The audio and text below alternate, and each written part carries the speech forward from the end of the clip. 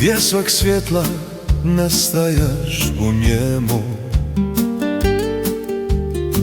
Pružam ruke, ali kasno je, riječi stoje zarobljene u meni, kao da sve već rečeno je. Ne dam te svjetlu tom, ne dam te, čuješ li moj glas? Niko nam ne može uzeti sjećanje, ono što je bilo živi u nama, zauvijek znaj.